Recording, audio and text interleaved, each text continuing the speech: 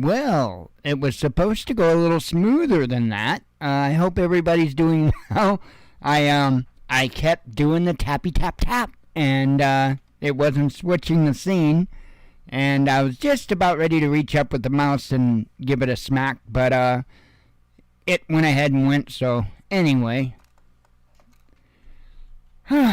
it's not like it was a spaceship launch or nothing. So before we get into the news, I have received a couple emails wondering details on what I shared today, and so I messaged them back and let them know that I can't share any details, and I figured I might better say something here. So I was very careful in what I said. I did not say anything beyond what information that EcoFlow has provided, because I am under NDA, and we weren't, we had never been given permission to talk about it or anything like that, but clearly they are going to be discussing it tomorrow. So I think it's really cool. That's why I was careful not to share any information beyond what they have provided, because, well, it's not my ball to do so. However, once we get a little more freedom to speak, I'll answer any questions I can about it. Right now it's just it's just one of those deals to where I think what they're doing at CES, I think they have a couple other things they're going to be introducing too. One of them, I guess, I think I figured out. Anyway, of course the blade, the robotic lawnmower. There also seems to be, and I'm just going by an ad thing that they put out today. It looked, the shadowy image, if you will, looked suspiciously like the EcoFlow Wave that they came out with, which was a portable air conditioner. However, and I'm not saying, I honestly don't know anything about this device, other than what was put in the information on the little ad thing. But it mentioned heat. So I can't say for certain that it's going to be an air conditioner and or heater, but it sure made it sound that way. So keep your eye out for that. Again, I'm sure that's going to be announced during the same event. And I don't think they're done with that. I think they got several things they're going to be talking about at CES. So pretty cool stuff. It is really cool stuff. And what I can say about the robot mower is really cool stuff. That's about all I can say. It's really cool stuff. There are many ways, I'll say this. There are many ways that I am just absolutely impressed with this device. And I can say that. Incredible engineering went behind it. I mean, just absolutely incredible engineering.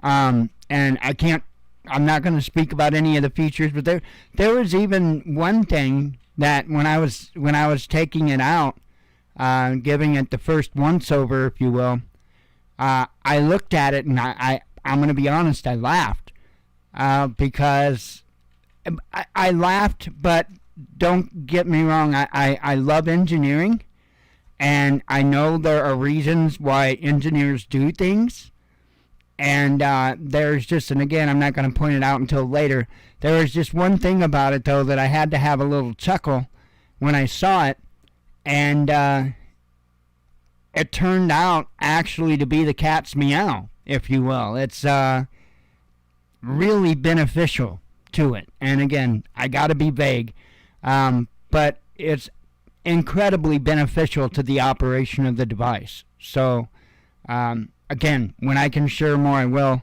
But for now, it's an incredible machine. So, anyway, let's see. Anything else that I got? Not that I can think of. Trying to think. just been kind of keeping tabs on news today. Speaking of that, I do have several tabs open. I should probably count them instead of counting them on air. I got 8 open, so that's not too horribly bad. And I could have probably done away with a couple of them, but they're, I don't know. One of them's just a really cool story that I wanted to share with you. I think it's awesome when I get to share good news with you. But anyway, of course, more insanity as far as what's going on in the house. That was, wait a minute. Wait, it said my control wasn't responding. Good job. That was like 5 minutes ago. Thanks, Android. Anyway, it's a crap phone. It has nothing to do with Android itself. It's a crap phone. Anyway, where was I? The house and all this insanity going on with this vote. I know. I believe they just voted to adjourn for the night. It's, in my opinion, it may not be necessarily a distraction. At the same time, if it's not a distraction, at the same time it's intended to be a distraction, hey, when in Rome, use it. And, yeah, I think it's a bunch of crap. I mean, it's not going to change anything. It's not going to change a damn thing. So, I honestly think that they will play it as much as they can for as much distraction as they can. But guess what? We're still sending tons of equipment and money over to Ukraine. That's not going to change. That's not going to stop. And in fact, that's part of what I'm going to be talking about. We are also starting to flirt a little bit much with disaster, if you will, involving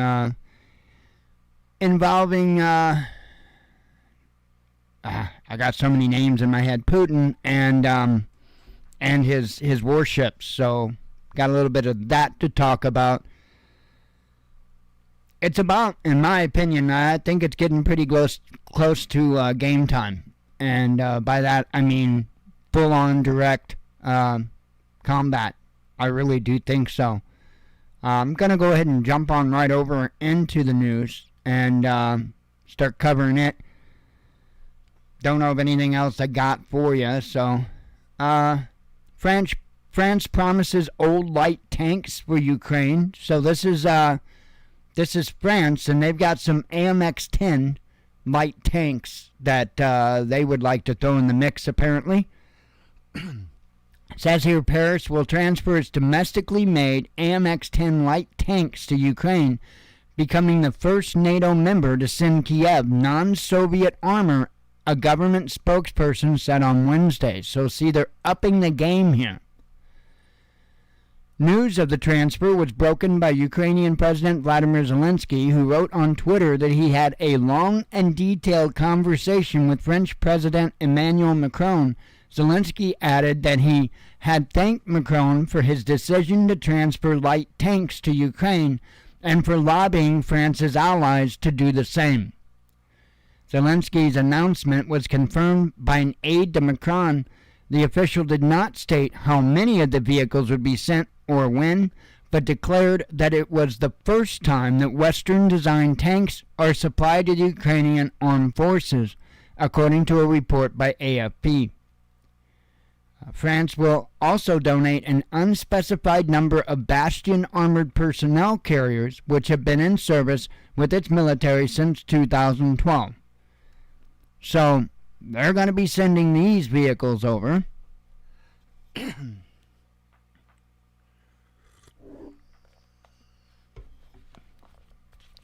My ear hole was itching.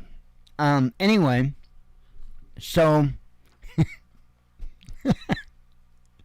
the U.S., and this isn't like a confirmed done deal yet, but it kind of sounds like it. And come on, let's just be honest here. U.S. considers new type of combat vehicle for Ukraine. U.S. President Joe Biden seemed to confirm on Wednesday that sending Bradley infantry fighting vehicles to Ukraine is being actively discussed, even as the White House insisted nothing has been decided yet. Yes, Biden said when asked about the Bradleys during a trip to Kentucky. Bloomberg News interpreted that as confirmation of their December 29 scoop that the tracked IFVs were on the table as possible aid to Kiev, which cited unnamed sources. Meanwhile, National Secretary Council spokesman John Kirby gave a different sort of answer when pressed on the issue.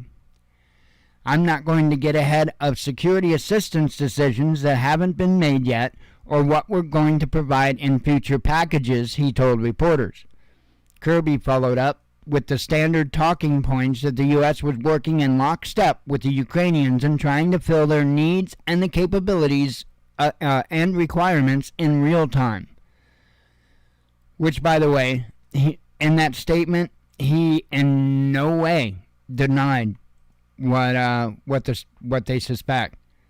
On the same day, Bloomberg brought up the Bradleys. Politico described how Ukraine has managed to talk the West into handing over more powerful weapons, from handheld anti-tank missiles to HIMARS rocket artillery. Ukrainian Defense Ministry Alexei Reznikov had boasted to the outlet in October that he had figured out the political process in Washington and was calibrating his request to ultimately result in crossing the Rubicon and receiving tanks. So, I have a feeling that this is as pretty much done a deal as it can be, to be honest. I think there's a lot more on the slate to be sent over. I think they're still getting started. And maybe we're jumping the gun when we say that we suspect that there's going to be a direct combat soon. This could draw out. This could be kept as a proxy war for, hell, it could be another year or two. I think it really kind of depends on what kinds of things takes place. I think if Kiev gets one hell of a lick in, I think that's going to change quite a bit. I think if Kiev uses U.S. weapons to get that lick in, I think that there's going to be an example made. Not saying necessarily there'd be direct combat right at that point, but I do think that they would figure it out real damn quick.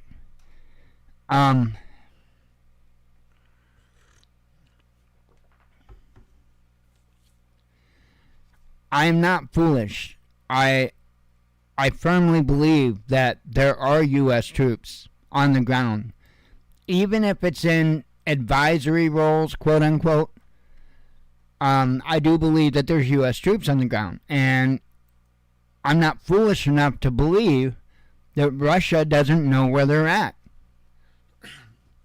Come on, the level of technology that we have today is just insane. And to think that they can't see what's going on this planet above ground at any given time, I think that's foolish. I think that's a pretty foolish notion. From my understanding, cloud cover doesn't matter. None of that matters. I don't understand it. I don't know what the technology is. I have no idea. But I've heard a few things, and few things that were pretty impressive. And I guarantee you, if the U.S. has this technology, Russia's got the technology, China's got the technology. It is what it is. I think there are a lot of people that still think that the United States is at the top tier of military technology in the world, and we're not. We're still in the game, don't misunderstand me, but, we have lost that ranking due to several administrations, consecutive administrations that just pissed away our military. And even after 9/11, and that started over there in the Middle East, there was still really no movement forward. It seemed like for that entire 20 years that we just kind of tried to maintain. We really didn't advance.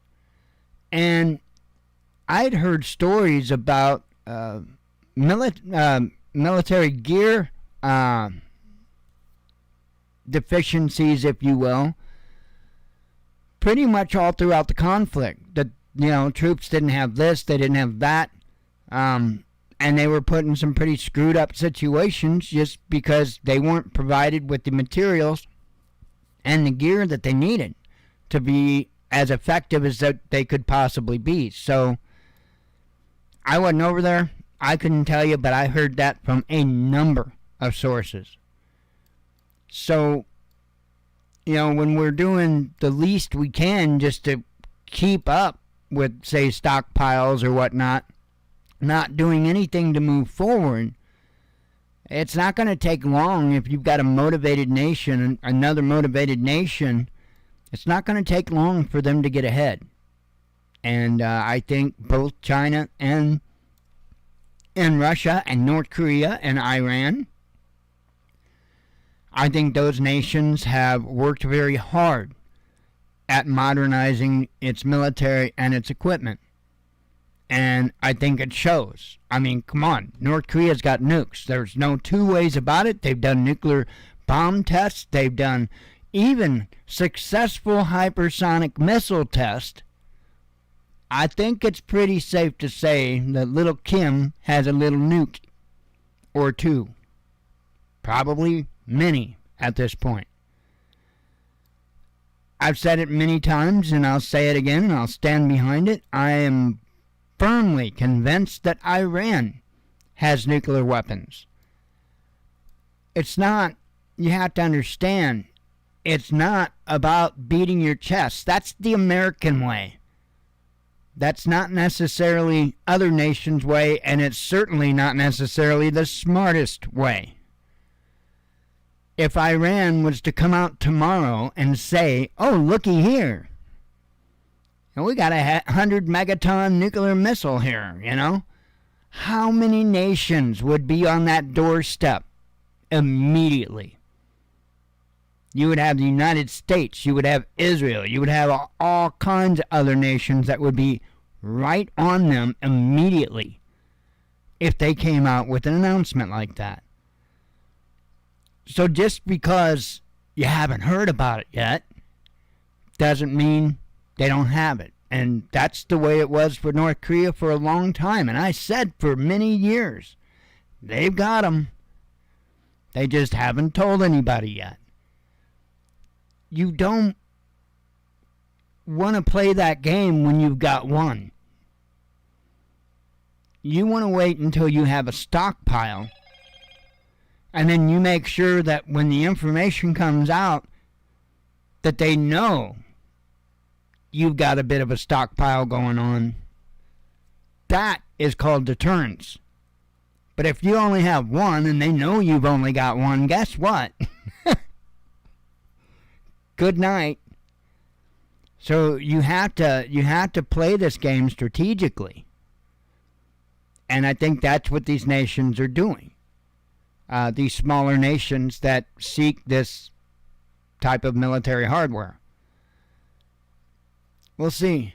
I think this is going to ramp up pretty quick, pretty big when it comes to Ukraine. But we could be jumping the gun. This could be something that's drug out longer than we could ever imagine. I could never believe in a million years that you could tell me, after watching what led up to and what happened in 2008 with the economy, I wouldn't have believed you if you would have tried telling me that, we'd make it to 2023 still without our currency just gone. There is no way And I still don't understand how they've been able to limp this country along economically since 2008, considering what they did, or better yet, what they didn't do, and what they did. It was equally bad.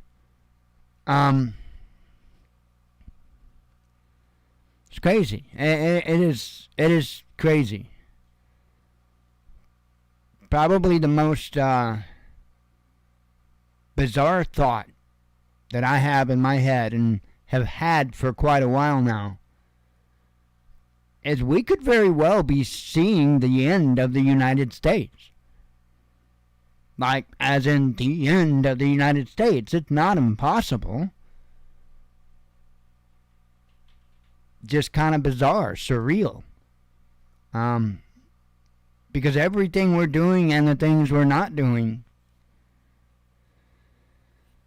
I don't know how we can come out of this even remotely on top. I don't know. And then all this stuff here is just going to add to it. It's crazy. Anyway, let me get back to this stuff. Have a sip of coffee first real quick. I just do. I think it's really insane, the position and situation that we're in this country. All the debt. Absolutely insane.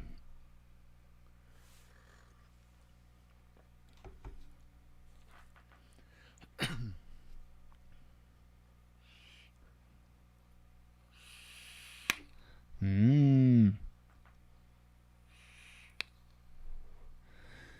right. Kiev issues update on Patriot delivery timeline. Well, when you hear about Russia taking them out, that's when they arrived. Anyway, it says Ukraine expects to be able to deploy U.S.-made Patriot air defense systems in the near future. The nation's foreign minister Dmitry Kuleba told a briefing on Wednesday. Arrangements for the transport are already in full swing, he said. We are expecting Patriots to be deployed as soon as possible, Kuleba said in an online video statement published by the Ukrainian Foreign Ministry on Facebook. Preparations for the handover of these systems have already started, he added. The minister did not mention a specific date. The U.S. pledged to deliver one battery of the advanced MIM-104 Patriot long-range air defense system during Ukrainian President Vladimir Zelensky's visit to Washington last month. We deeply appreciate this move by the U.S., Kuleba said, adding that Zelensky and Ukrainian diplomats are currently actively working on securing new arms deliveries for Kiev, including tanks and other military hardware. The exact timeline for delivering Patriot systems to Ukraine remains unclear. Operating the technology requires dozens of trained personnel, which Kiev currently lacks. U.S. media outlets previously suggested that Ukrainian troops may be invited to the U.S. for training, which has yet to occur. Okay, this is going to say it here, so otherwise I was going to remind if it didn't. It says in December, Politico reported that the air defense systems would not be shipped to Ukraine until crews were ready to operate them, citing U.S. officials. Training usually takes months to complete, and that's what I was going to add to this, because I remembered that the training took months to complete, and it hasn't been months. It really, it hasn't been long at all. And they're already talking about delivering these. And I'm not foolish. Putin's not foolish. And that's why Putin had already put out the warning that, hey, they're fair game. Putin said that if they're being manned by U.S. troops, they're fair game. So I think that's what we're going to see happen. I think, as a matter of fact, they are going to be manned by U.S. troops, and or at least there will be some U.S. troops that are present while they're manned. And I have a feeling they're going to get taken out quick. I don't think they're going to stand a chance. I really don't. You're talking about using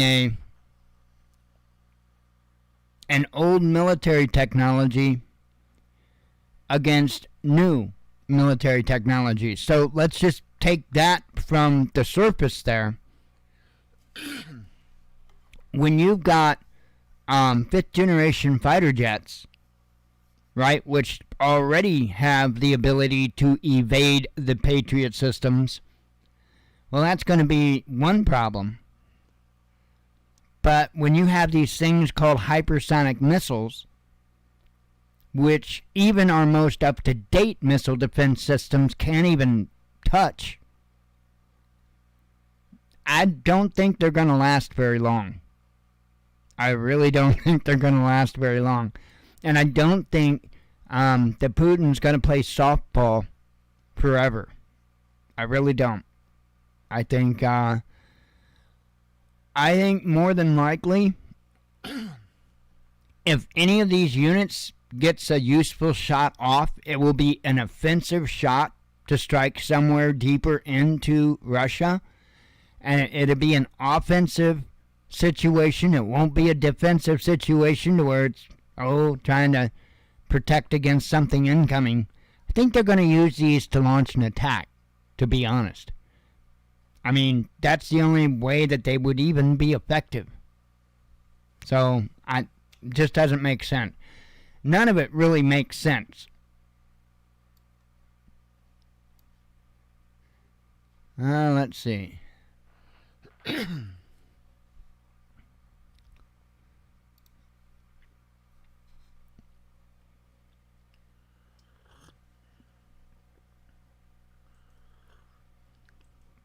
Wait a minute. There's a $5 delivery charge for Patriot missile systems to Ukraine. How do I get in on this? Like, yeah, there's going to be a surcharge on that. Anyway, and like I said before, I'll add this to this.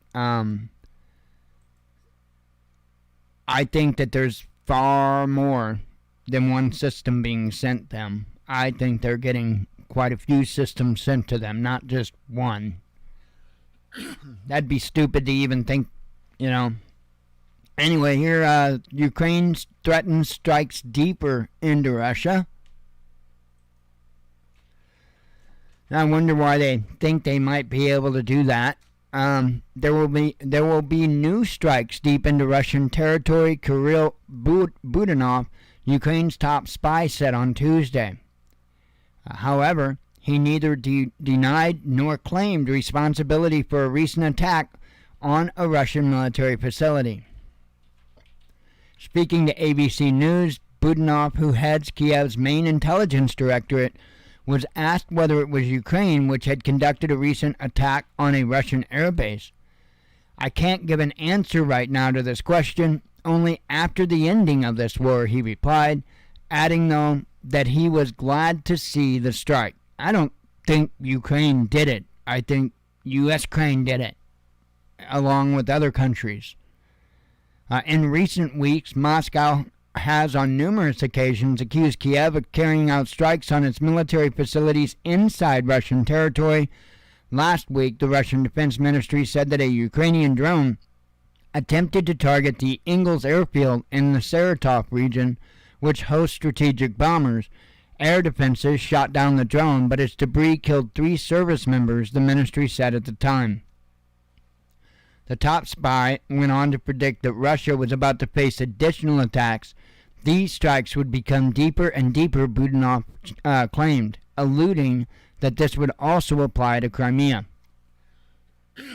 I really do think that the Patriot systems are going to be part of doing this. Let's see. And Putin's getting ready.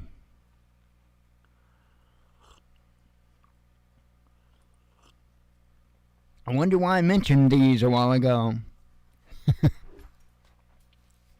This means, to my knowledge, he's got the ones deployed now that go on the aircraft. He's got the ones deployed now that go on the ships like that. And doesn't he have the ones that go in the subs? I think he's had those. That might have been their second one or their first one. I can't remember that they got ready. But I believe they have both regular ships. They have the subs now and planes. Yeah, I don't think it's going to be a whole lot longer. And they're going to start using baseballs instead of softballs. First ship armed with Russian hypersonic missiles enters combat duty. The Russian Navy frigate Admiral Gorshkov has become the first warship carrying Zircon hypersonic cruise missiles to begin routine combat service. Russian President Vladimir Putin oversaw the ceremony on Wednesday via video link, declaring that the Zircon missile was a unique weapon and that no other country has anything comparable. I am sure that such a powerful armament will allow us to steadfastly defend Russia from potential foreign threats. It will help to maintain the national interest of our country, Putin stated. According to Defense Minister Sergei Shoigu, the frigate will conduct a voyage in the Atlantic and Indian Oceans, as well as the Mediterranean Sea. A ship fitted with Zircons is capable of carrying out high-precision and powerful strikes on the enemy at sea and on land. I'll get it right. Shoigu said. There.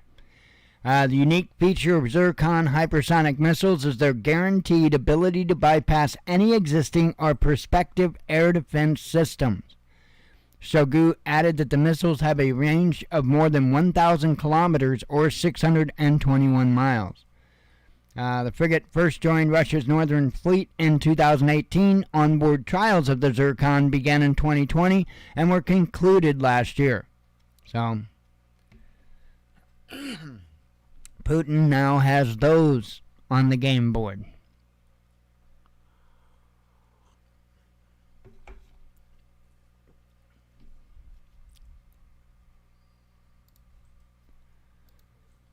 And, in more absolute insanity here,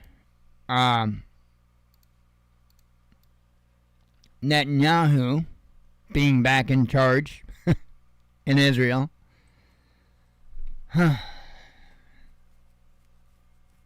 I do think that times are getting close. I really do. I have no doubt that there will be conflict in pretty short order in this area. And I do think that we're going to see Damascus get smacked. Telling you, the idea of this guy being back at the helm, I don't like it. I'm sure a lot of people do. Sure, there's the majority of people that are thrilled about him being back at the helm. I'm not one of them. I'm one of those that I've always walked to the beat of my own drum. Always, from day one. And I will till I take my last breath. I won't let a person tell me, a person, a government, an entity, or anything of any kind, tell me who to love, who to hate, or anything, you know. I mean, if somebody warns me about somebody, don't misunderstand, I'll hear them, but I'm not going to put any faith into those words that entered into my ears until I can confirm them myself.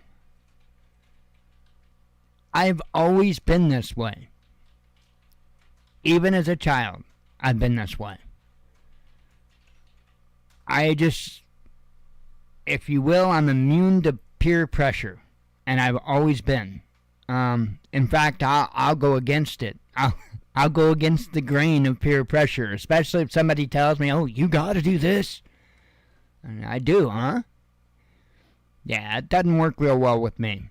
Probably one of the reasons I was such an outcast socially as a kid, because I didn't care about having brand name clothes, brand name shoes. I didn't care about trying to impress other people in any way. I had to be there. They said I had to be there to learn. So I put my effort into learning so I could get the hell out of there. And, it is what it is. But a lot of people, it rubs them wrong when I don't think highly of the government. And let me make this very clear. The government of Israel and or Netanyahu. I don't agree with what they're doing. I don't think that they have any legitimacy on that land. And I'm not real sure what the whole story is involved with the whole Zionism thing. But I can tell you that I'm not good with it. And the reason I'm not good with it is because the Father is not good with stuff like that. If you think that the Father gives his graces to Netanyahu and that Zionist government to do what they're doing, then you need to read the damn book yourself instead of letting others tell you what it says. Israel is corrected more than once in the good book, and it will continue to be. Guaranteed. Fact. It's what it says in Revelation. So,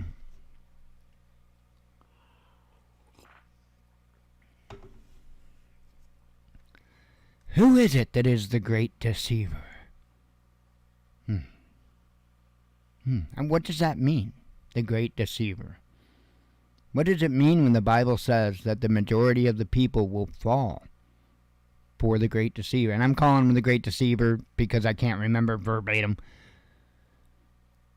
But it plainly states that many people will fall for it. That the majority will fall for it. Well, if the good book's warning me about that, I think I'm going to think outside the box instead of just going along to get along. Might be something I'm supposed to be looking out for. And when I see things like kids getting pecked off for fun because they're Palestinian, I'm sorry.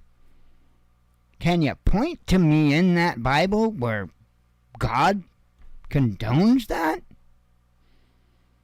And if you're talking about all of the wars and the fighting in the Old Testament,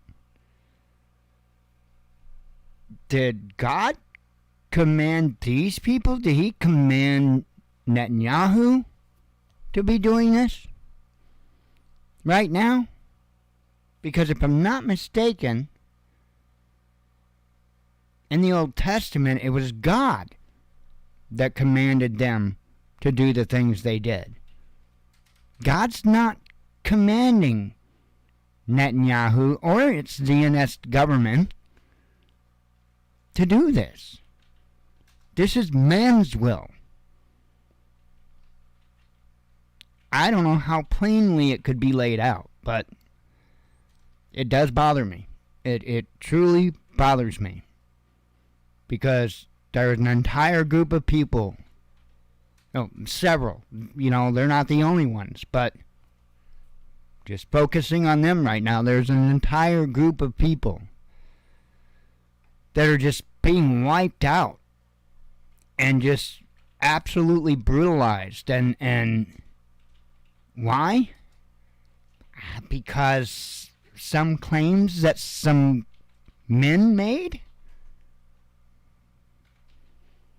I don't know about that. Anyway, I know I got off on a tangent there. I will when it comes to this because it's what I'm supposed to do. I'm not supposed to keep quiet about this stuff. We're not supposed to keep quiet about this stuff. Anyway, it says Israel will revise its foreign policy to make it more consistent with its national priorities. Prime Minister Benjamin Netanyahu, who formed a new government last month following snap elections, said on Wednesday. The country will no longer bow its head in response to the world's demands, he told a conference held by the Beitar Zionist movement in Jerusalem. Our voice will be heard in the world, the Prime Minister said as he announced a revision to the foreign relations. Among other policy changes, his newly formed government is planning to introduce, instead of giving in to dictates from the international community, we will proudly uphold our interest in the state of Israel and the land of Israel, he added. Netanyahu did not refer to any specific nations or international organizations that could be affected by this new policy. Neither did he mention the ongoing conflict between Moscow and Kiev.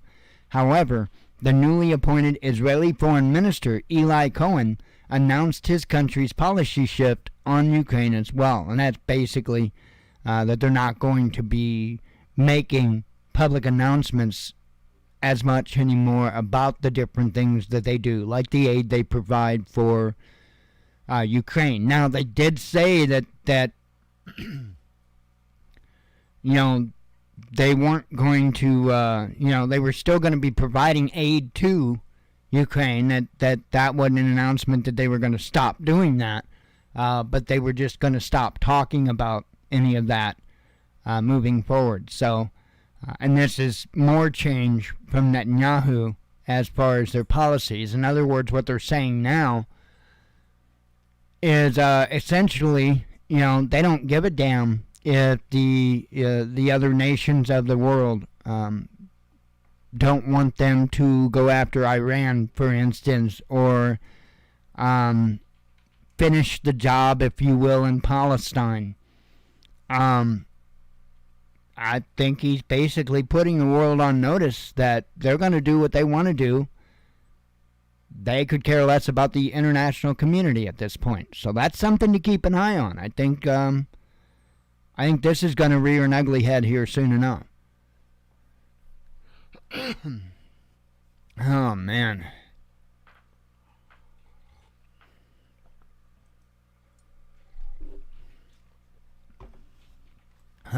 So, let's see. That's pretty much, I think, all with that. I do have, well, let me do this one first. I'll save the good story for last. Well, I think it's a good story. Certainly a cool story. Story with a happy ending. Social media may alter brains of children, says a study. You think? Habitually checking social media as a young teenager is linked to hypersensitivity to peer feedback and may potentially lead to permanent changes in the brain's reward and motivation centers, neuroscientists at the University of North Carolina suggested in a study published on Tuesday in JAMA, Pediatrics. So, first off, I just want to say, before we even get further into this, and I haven't read this article ahead of now, so I don't know what all this is going to say, but what I'm going to say is that social media companies, along with marketing companies, have long been studying and focused on this very thing. They have been doing everything they can to get humans addicted, and they've been largely successful. I think this is probably about the only time you're going to hear about this, and it's just going to go away as far as being a quote-unquote problem. Anyway, continuing, it says, the study looked at a group of 169 teens as their brains developed between the ages of 12 to 15 and their self-reported use of Facebook, Instagram, and Snapchat. When those with usage, the researchers class as habitual, meaning they check their accounts 15 or more times a day. Now, come on. How many people do you know that check it 15 or more times an hour?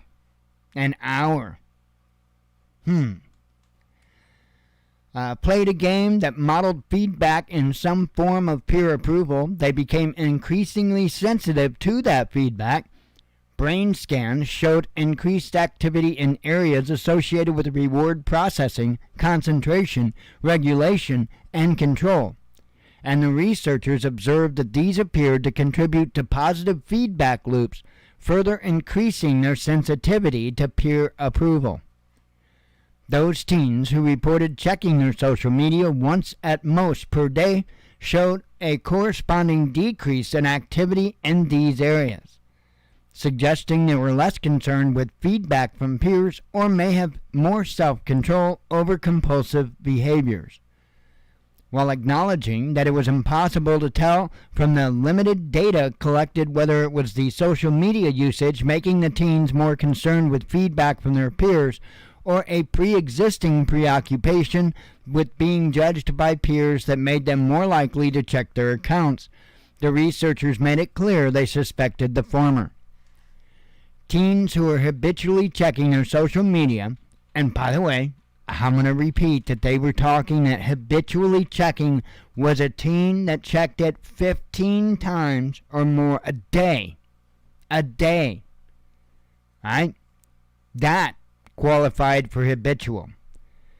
Anyway, continuing, it says teens who are habitually checking their social media are showing these pretty dramatic changes in the way their brains are responding, which could potentially have long-term consequences well into adulthood, sort of setting the stage for brain development over time, study co-author Ava Telzer told the New York Times. She argued that the hypersensitivity shown in the habitual social media users was neither good nor bad, but merely an adaptation to living in an increasingly interconnected world. I don't think it's good. I don't know what the answers are. There is most certainly an addiction involved here. And I don't think it's wise, and I mean this, I don't think it's very wise to just pull the plug like that. I think it's going to cause a whole lot of mental issues. I don't know, how do you back away from this monster? Good question. I can't answer it. So, I don't know. And it's not just the kids, it's adults as well. So I want to make that clear, and not just the kids. Okay, so this is the last tab I have open. We'll do the headlines and run outside and scream, the end is nigh, and, well, make the men in white coats come. Anyway, teen pilot flying family to breakfast makes emergency landing, says he heard grandma crying in the back. Yeah. Crazy. All I can say is good job. I'm going to read the story, but damn good job. Just months after getting his pilot license, an 18-year-old faced a scary situation while flying with his family in California. Was that the scary situation that you were flying in California? No, there's more to the story.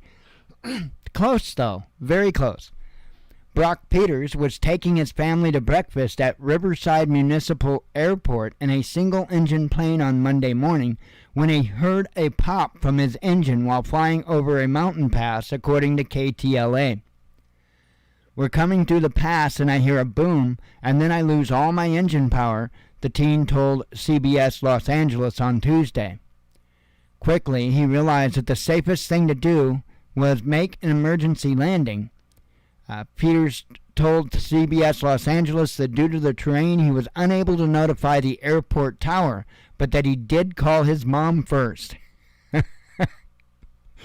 And it may sound funny, but it's not. He couldn't reach the tower because of the terrain. As far as being able to reach the tower from his radio, he couldn't do that. So what he did instead was he could make a phone call, and he made the phone call and reported it that way via his mom.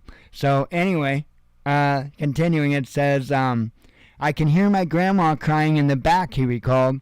I'm like, I've got to tune her out, focus what I need to do, and get this plane down safely and make sure everybody is okay. So his grandma's in the back seat, right? And she's crying. He's got, I believe he said, 2 cousins in there with him. His grandma, 2 cousins, and I don't know if it was his grandpa or who the other passenger was, but wait, no, there was 4 including him, I think. So, anyway, 2 cousins, I guess grandma and him.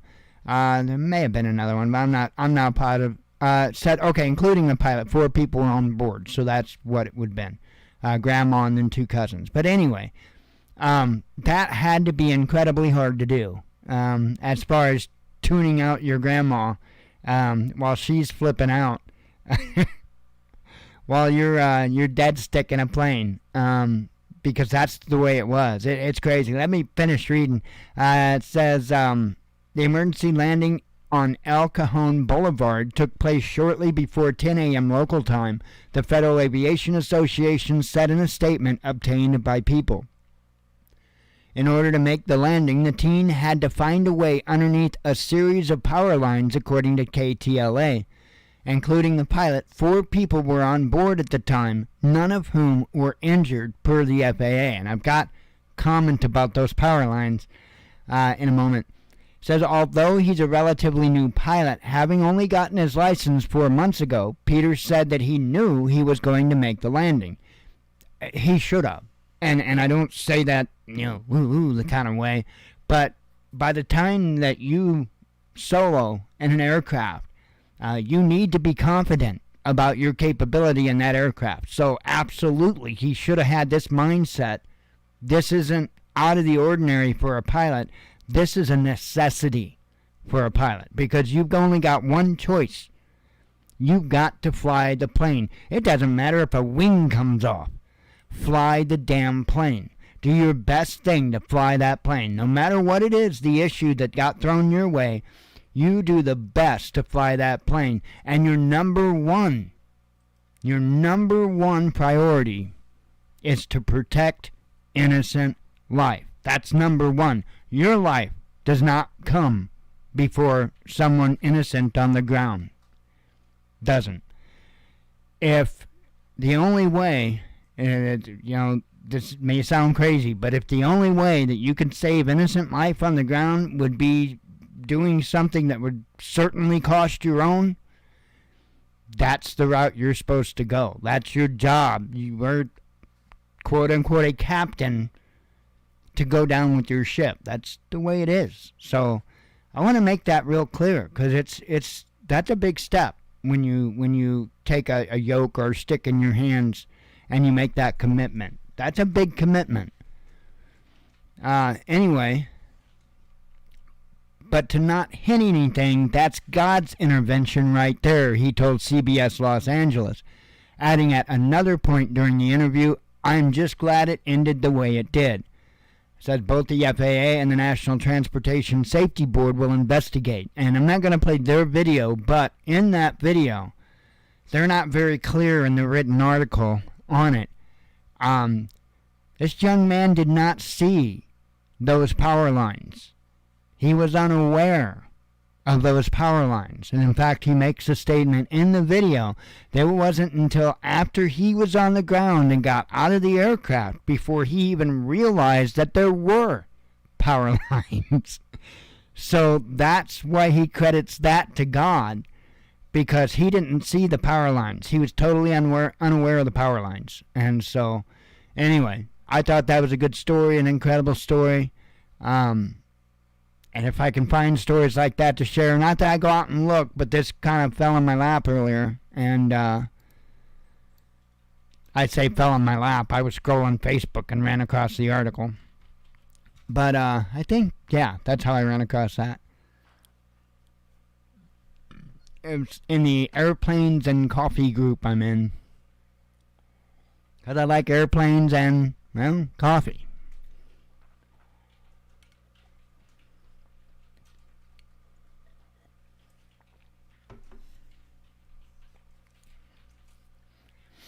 Alright. Got some headlines.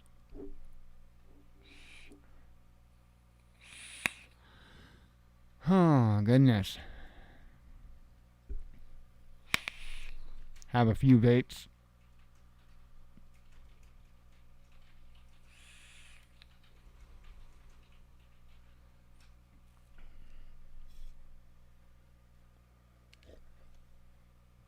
And a few drinks. Man, that coffee's good. Oh, yeah. I have tried all 3 flavors of the little drink mix things now that we've got, and I like them all. So I've got Propel Berry, which is not the one we wanted, but that's what they gave us because they didn't have what we wanted. And then, but they're fine. They're fine. Then I've got the Great Value brand of pomegranate lemonade, which is delicious, and then watermelon limeade, which is delicious. They all taste delicious. You know, they've got that aftertaste because, you know, zero sugar bullshit. They've got the, you know, crap sugars in them. But this isn't something that I'm going to be drinking out of habit, you know, normally. This is for the bug out bag and to put back with the preps because, hey, you know, if you've only got a moment, you want something to drink, or if you need electrolytes, or if you need an energy boost, there you go. So, little bitty packets that throw right in the bug out bag real nice. I'll throw several of them in with our water filters in the bug out bags, and then we'll continue to stock some up and put it in with the bulk stuff. So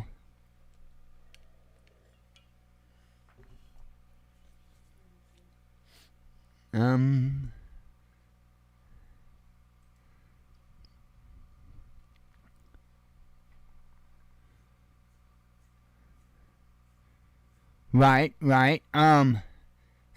Zero, yeah, zero sugar. I'll answer both of what you're saying. Zero sugar BS. What I mean by that is the artificial sweeteners. I'm not a fan of artificial sweeteners. So, but as far as the aircraft, it was it was what you saw. What was that? Hang on.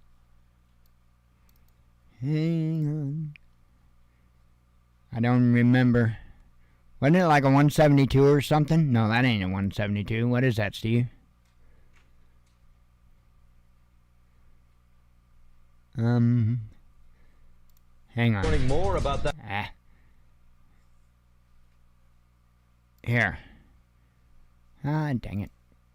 Right there, Steve. What is that? A Cherokee or something? You gonna make me look it up?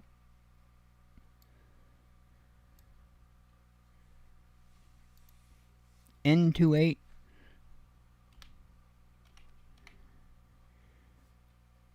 By the time I get it typed in there, the N number, you're gonna have it. It's a PA-28-161. Is that a Cherokee?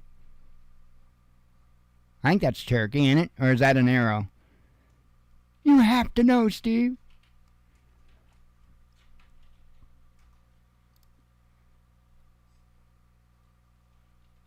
Can't remember.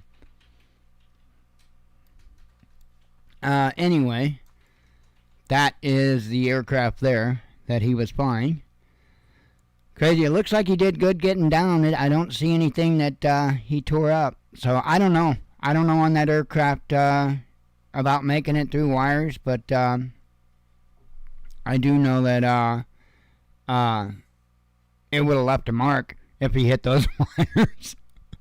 It would have left a mark for sure. So I do believe that they're probably going to be able to, you know, fix whatever's wrong with the engine, and they'll be good to go. I don't think he damaged it in any way. So fact, I think that they had him go to the aircraft, and here, they had him go to the aircraft. Let me turn the audio down. And they had the whole front shroud off. They've got the prop off and everything else. So they've already started on the engine repair. So, yeah. Pretty cool, though. Be nice to have a little plane like that you could just go out for breakfast in. That's the kind of money I need. No. That would be fun, though. Would be fun. Okay, let me do some news, some headlines or something like we're supposed to be doing. Let me make sure I tweeted out this last thing. Because it's important. You know, a man chewing on somebody's face is kind of an important thing. Oh, hell, this happened in Oregon? Ew.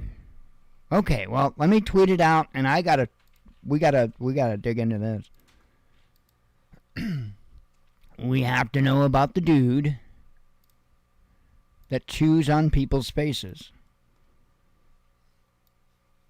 Because I haven't heard about that since Florida Man and the bath salts. So, a man chews on and that, by the way, was not a joke.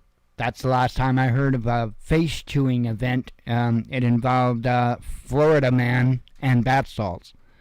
Man chews on victim's face in berserk attack. You don't say.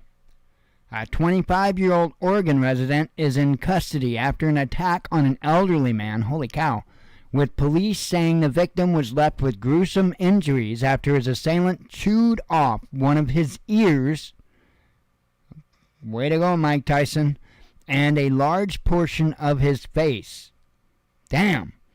The Gresham Police Department detailed the harrowing incident on Tuesday, saying that officers responded to a call about a possible stabbing just after 2 a.m. local time near a train platform in Gresham, where witnesses said they saw a significant amount of blood. When they arrived, the suspect was still on top of the victim, continuing the attack, but was quickly subdued and arrested.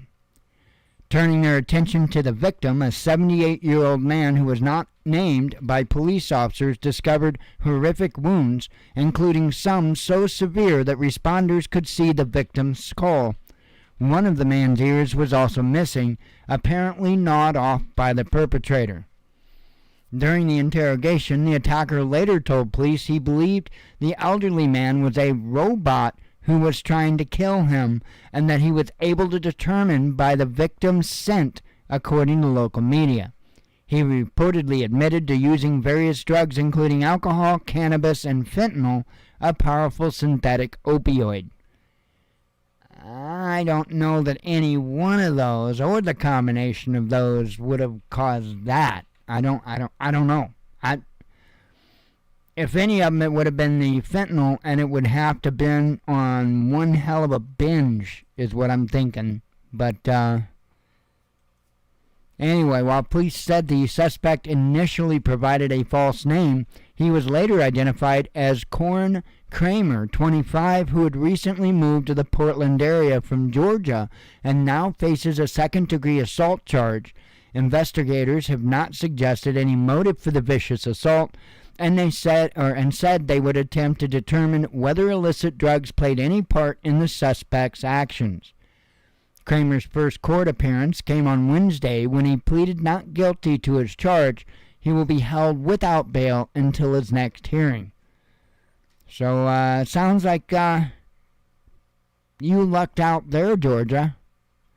The case shares similarities with another cannibalistic attack in Florida in 2012 that garnered national headlines, in which assailant Rudy Eugene maimed his victim by biting off parts of his face.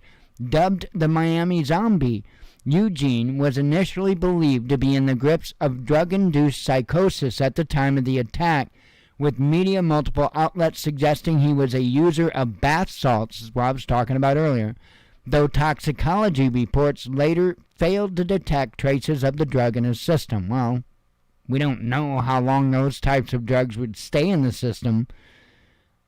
I honestly couldn't tell you. It's not like weed.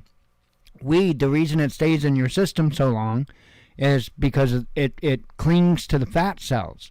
So that's why, 30 days later, you can still test positive for marijuana.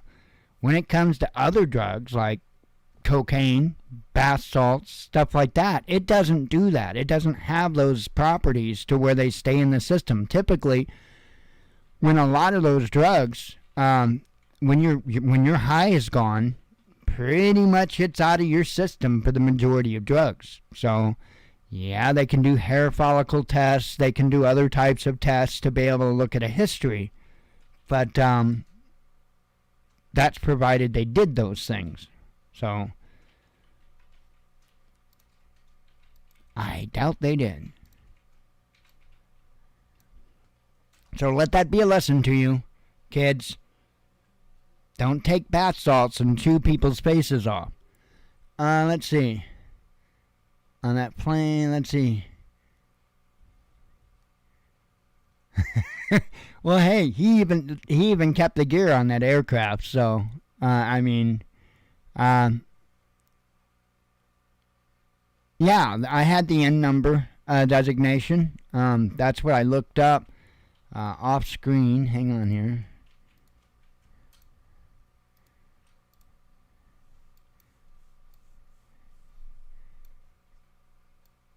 Right there.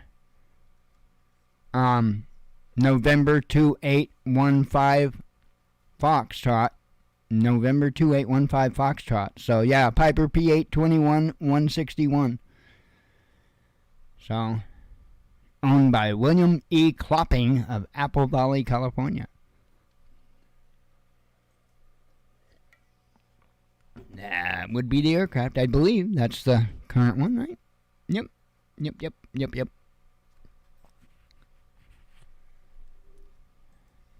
So, let's see. I'm on this one, right? Yep. Making sure I've got two of the same screens open. Let me close that one, because I will confuse myself. Alright, run through these and then run outside and act like madmen. Beijing threatens retaliation for COVID discrimination. They're not going to like us anymore. Twitter, I didn't do that. Did I do that? That was so inappropriate. Twitter announces decision on political ads. I mean, I'm just upset because I was promised once before that they would love me long time, and now they're not loving me. So, let's see. Did I say Twitter announces decision? Yeah, I did. UK to suffer more than most this year, says Financial Times. Embattled U.S. House Speaker hopeful claims Trump's support. Russian electricity exports to Asia are growing, says Minister. Ukraine threatens strike. Oh, I covered that. U.S. is making Europeans suffer, says de Gaulle's grandson. Well, what was your first clue? Apollo 7 astronaut dies at 90. China setting new world energy order, says Financial Times. First ship with Russian covered that. Effective EU sanctions on Moscow is less than zero, says the MEP. EU gas prices fall to lowest level in over a year. That is at least some good news. Ex-Russian space boss sends piece of shrapnel to French ambassador. Okay then. Germany disrespects Poland over World War II, says Warsaw. Swedes adamant in face of Turkey's NATO demands, says Poll. U.S. billionaires the biggest losers in 2022, says Forbes. Let's see. Oil prices slump on gloomy economic outlook. Twitter sued for failing to pay rent. Yeah, He said he tried to. He tried one time. When he said that, I was so proud of him. That 18-year-old. He said he tried one time. That was it. And good boy. Good boy. Because unfortunately, that's how a lot of people don't make it. Because they focus on trying to get the damn engine running again. More so than just flying the damn plane. And, a lot of times they'll put themselves in a stall or a spin or whatever because they're more focused on trying to get the engine running again. And so, one time he tried to restart it, he said. And then once that didn't happen, he just went ahead and, committed to landing. So, incredible. I mean, few months having his pilot's license. I think he did a hell of a job. German opposition demands defense minister quit. Russian drones far cheaper than Ukrainian air defenses, says New York Times. And that's one of the things I've been saying, that Russia can, use catapults to throw stuff over to Ukraine, and all Ukraine's going to do is waste its munitions. And I think that's part of what Russia's strategy is just giving them a bunch of bullshit to shoot at, and then throwing some accurate hits in. I was reading the chat. Yeah, that Bonanza, that's a cool aircraft. That is a cool aircraft. I don't have much of any time in it in the simulator. I've got one for the simulator. I haven't been flying at all in the simulator, all. It's crazy. That's my peace time. That's when I'm calm and relaxed, and I can't do it right now. Let's see. EU country to lose Monday print newspapers in national language, says the media. France limits paracetamol sales. I've never heard it before, but I guess it's some kind of a painkiller they use. A new Twitter bombshell, how American spies used false claims of Russian election interference to bring the tech giant to heel. It's actually a really good article. That's why I shared it out. Let's see. German police union urges fireworks ban on New Year's Eve. U.S. state executes first trans prisoner. I mentioned that yesterday. RT reporting on it today. Kiev issues update on... Oh, I already read that. In fact, I think I'm going to run into a lot of them now that I've read. No need to fight Russian language or culture, says EU nation. British military using illegal spy tech in Ukraine, says Grey Zone. Meta hit with massive fine. There would be another massive fine. Italy can't be mediator in Ukraine crisis, says Moscow. Funeral home owner sentenced over body chop shop. Serbia issues grim prediction for 2023. McDonald's to close in Asian countries, says Bloomberg. Covered that, and that. Covered that, and that, and that. U.S. approves experimental bee vaccine. So, and that is it. That is all of them. Yay.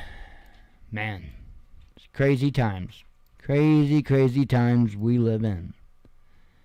Anyway, I am going to get out of here. I hope you all have a good evening, God willing. I'll be back tomorrow with more nonsense. And hope to see you then. So, as always, God bless you. We love you. Be one with your spirit.